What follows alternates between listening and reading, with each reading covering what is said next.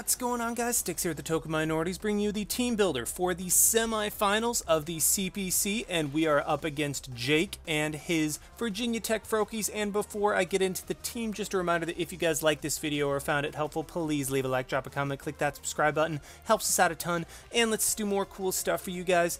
And if you have not done so already, please feel free to check out the TTM Discord, where there is not only channels for myself, there are also channels for Jolt and Danza as well, in addition to some TCG and Smogon content if that's what you guys are into as well. But anyway, on to the team. Like I said, we are up against Jake in his Virginia Tech Froakies, and he has a team of Latios, Infernape, Snorlax, Nidoqueen, Mega Gardevoir, Empoleon, Shaman, Sneasel, Staraptor, and Rhydon. And the first thing I'm noticing is that, of course, in the first two rounds of playoffs, we face arguably two of the best Tapu Koko answers in the, or Tapu Koko, I guess, checks, counters, however you want to say it, in the entire game in, losing internet, in Nidoqueen and Nidoking, but that's beside the point. Regardless, he has a very scary and offensive team that I'm definitely going to have some trouble working around. I mean, that Latios, my team really doesn't have that good of a switch into it. I mean, Ferrothorn can be KO'd by HP Fire, and if it's like Specs or something, then I just don't have a switch in general. So that's going to be something that's going to be very difficult to work around. Infernape can be any myriad of sets. Snorlax just basically guarantees that I have to bring Buzzwole. So, I mean, if I bring Buzzwole, Snorlax is less of a threat, but it's still a threat in itself. Nidoqueen, of course, is probably, I don't know, I would say tied, or actually I'd say it's a little bit ahead of Stunfisk in terms of the best Koko answer in the game. If I had to pick one Pokemon to take on Tapu Koko, it would probably be Nidoqueen, just because there's very little that Koko can do to two-shot Nidoqueen on the Switch. Like, this is the set that hopefully will be able to do that. But anyway, Mega Gardevoir just doesn't have switch-ins, and like literally once again I'm in a matchup where there's not a single Mon on his team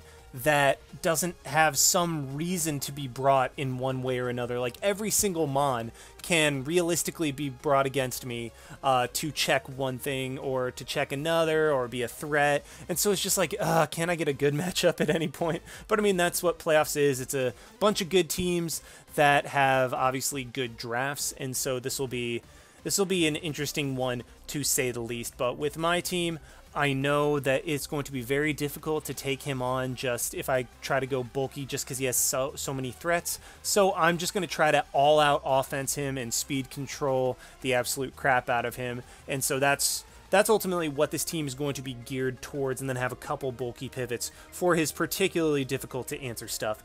First of all, we have a Flying EMZ Tapu Koko, and like I said, Nidoqueen is one of the best answers to Tapu Koko in the entire game, barely being able to get two-shot by much of anything.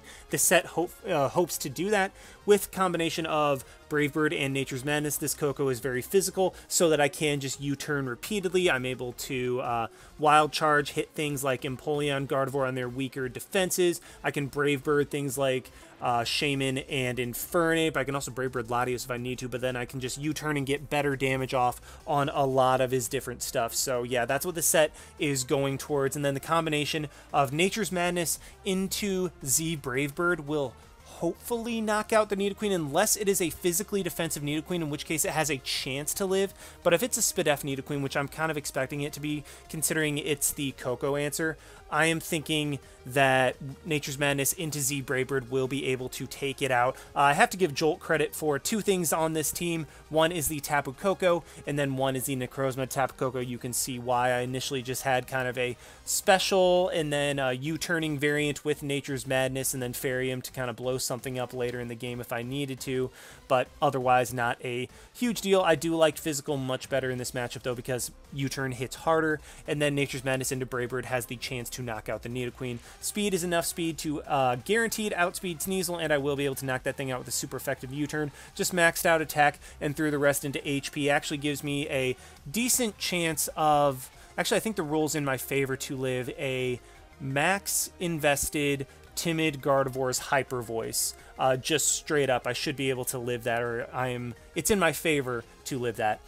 Next up, we have one of the speed control mods in Gengar with a Choice Scarf, and this set was something that I really, really went back and forth on. Like, I went back and forth on this so many times. I was Life Orb, I was a Subsplit, and then I was Scarf, and then I was Subsplit, and then I was Scarf, and I ultimately decided on Scarf just because things like Scarf Staraptor, Scarf Latios, Scarf Infernape are so insanely good against me and can pressure me so hard that having something that just naturally outspeeds Scarf Staraptor and Scarf Infernape is very, very huge for this team and really just makes me feel more comfortable going into the late game. I found that I ended up saving Gengar for late game in a lot of cases just because it doesn't switch in on anything, and even though this set does get walled by a specially defensive Snorlax, I do have the ability to trick that late game if I need to, and then I can also outspeed Infernape. I do need a little chip on that to knock it out with Sledge Wave, and I can also hit the Latios, the Mega Gardevoir super effectively, and Staraptor as well. And then Sneasel also goes down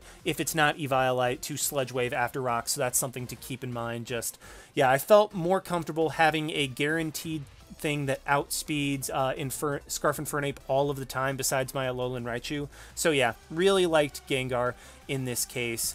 And decided ultimately on the Choice Scarf for the speed control. Just enough speed to speed tie Latios because I can definitely see that thing being scarfed. And if it comes down to that 50-50, I want the ability to potentially win that in a speed tie scenario. Just dual stab, focus blast, and trick, just about as standard of a Gengar set as you can expect to see.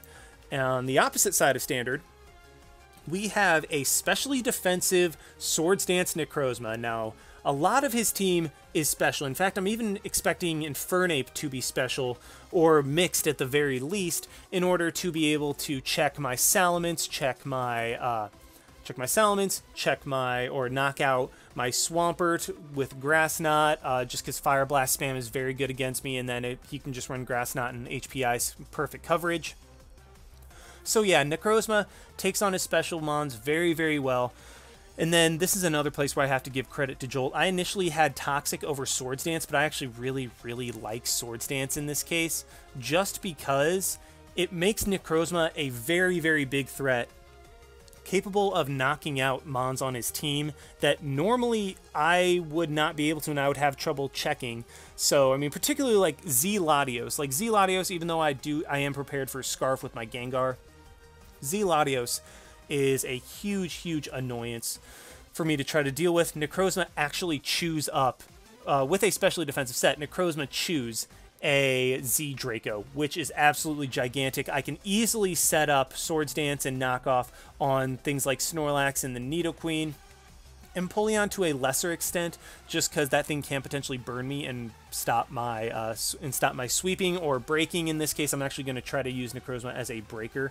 But either way, Necrozma with knockoff and Earthquake either gets rid of items or two-hit KOs the large majority of his team while he struggles to two-hit KO me back. And I'm thinking that Necrozma might just be able to break through his team in the right situation of this game. I mean, mostly it's specially defensive. It started out specially defensive to check Mega Gardevoir, but as it turned out, it was so good against his team with this set that I decided that, you know what, I'm going to keep the specially defensive set because I'm able to take the hits as well as I do, but I'm going to make another mon very defensive as well, or specially defensive as well, and then that is the Swampert. I went from physically defensive to specially defensive with Stealth Rock, Earthquake, Toxic, and Roar with the Rindo and Damp. This just ensures that I get my rocks up early in the game, no matter what it's up against. I mean, it lives a hit from literally everything on his team except for, I don't know, I feel like it would only die to like a modest Seed Flare from Shaman, in which case if I saw Shaman, I wouldn't lead with Swampert, but if I don't see Shaman, I'm leading with Swampert, I'm getting my rocks up,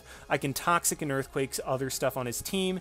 The special, and then Roar is for potential Curse-Lax, which even though I have Trick Gengar and a Buzzwole, can still potentially be a problem if I let it get set up too much or let it get out of hand.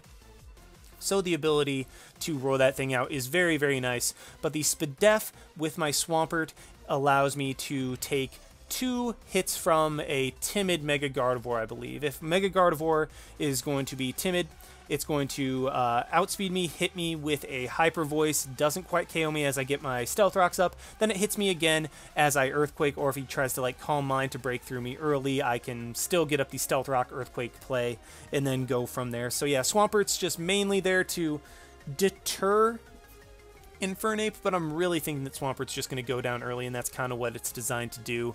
Just get rocks up, maybe get a Toxic or an Earthquake off, and go from there. Next up, we have another Speed Control Mon in a Scarfed Buzzwole. With Superpower, Leech Life, Earthquake, and Drain Punch, Dual Stab was really all I needed for his team when combined with Earthquake, so I was able to run 2 fighting moves in Superpower and Drain Punch, just because one lets me hit things extra hard. Guaranteed Oko on Snorlax, even a defensive one, I believe, is knocked out by a superpower, whereas Drain Punch is something that I can kind of spam late game if I want to build up momentum while not putting myself in range of something like a Scarf Flare Blitz from Infernape or something to that effect. Just regain HP while not putting myself in that bad situation. Just Scarf Buzzwole, even though it's outsped by all of his potential Scarfers like Staraptor, Infernape, and Latios. I'm thinking those will be the only 3 potential Scarfers on his team. I do outspeed everything else naturally, and so I do think that I can put on the pressure, especially with the adamant nature that I do have. The speed is guaranteed able to outspeed Sneasel, just because Sneasel is a big problem for my team, and even though Buzz will choose the hit, I do not want to lose my Choice Scarf. I would rather invest a little bit more in speed and just keep my Choice Scarf against a Sneasel so that it doesn't outspeed me, max attack to hit as hard as possible, and then the rest into HP just to maybe take a hit or 2 if I have to 2-hit KO something. And finally, we have my ultimate Speed Control Mon in Life Orb Raichu with Thunderbolt, Psyshock, Focus Blast, and Signal Beam. And if I chip down his team, Raichu absolutely goes in. If you bring Snorlax, that's a pretty solid stop to Raichu, but I can wear it down, force it to use its berry, force it to recycle, at which point I can use Necrozma and Buzzwole to break it down. And then also, if I have knocked off Snorlax with my Necrozma, which has a very likely possibility of happening, then Raichu can absolutely go in, just because I have coverage for his entire team. I hit his entire team very, very, very hard if I don't miss my Focus Blast, that is. And so Snorlax is really the only thing that's stopping me. Gardevoir and Snorlax and Nidoqueen, all 3 have to be chipped, but once they get into that range, and also Latios, because Signal Beam is actually surprisingly weak. Even though I'm modest Life Orb, Raichu still has that base 95 attack. So, I mean, I had to get a little bit of chip on his team, but if I'm able to get the sufficient chip on the right Mons, Raichu will just be able to win the game. And then because of Raichu's insane speed, I'm able to run a ton of bulk while still naturally outspeeding Nidoqueen, because I think that'd be the only one that I would really want to outspeed outside of terrain, or I'd be in a situation where I'd need to outspeed it outside of terrain. That's what I meant to say. And the rest of them, I will be able to outspeed with the terrain up and be able to hit them. So, yeah, I mean, I just have a lot of speed control. I'm bringing 2 Scarves, a Raichu, and a Tapu Koko, along with 2 bulky Mons. So hopefully this will pay dividends in the end, but we will definitely see. Hope you guys will tune in Wednesday to see the game against Jake. But for the time being, thank you so much for watching. Like, comment, subscribe, all that good stuff. And this is Styx signing out. Why not? See you guys.